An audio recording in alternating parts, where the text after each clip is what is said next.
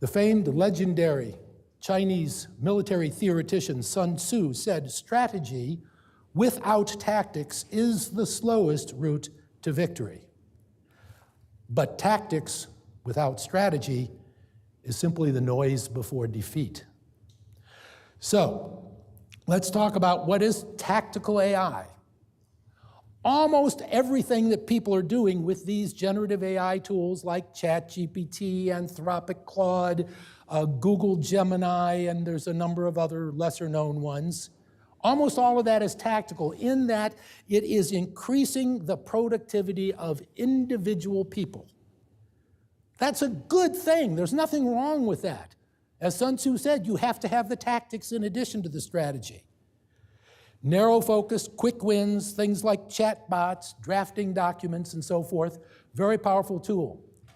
Some examples of tactical uses of generative AI in manufacturing. Well, marketing and sales communications, that may be where some of you are using it already. I know I certainly do. Automating report generation, customer support.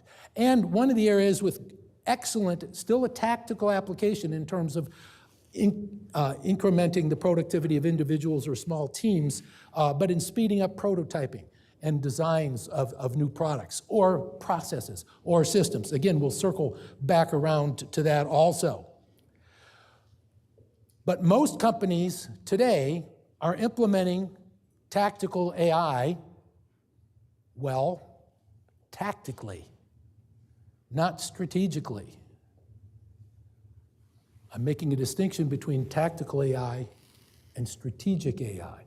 But even tactical AI must be implemented in a way that is strategic, that looks at, because what most companies are simply doing is saying, here's a few guidelines and guardrails. Other than that, have at it. You all individually go out, figure out whether, when, and how we ought to be using these tools to do our job more efficiently. If you really want to take advantage of these tools, you need to be proactive with the adoption. You need to put training in place to scale. You need to help people understand how to use these tools.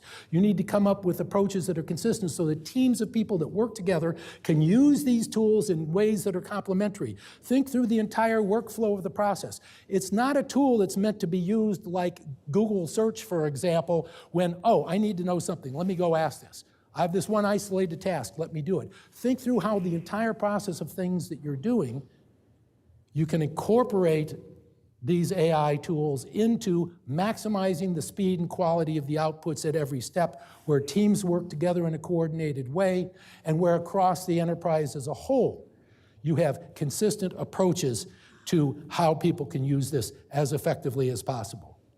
But that's still different from strategic AI.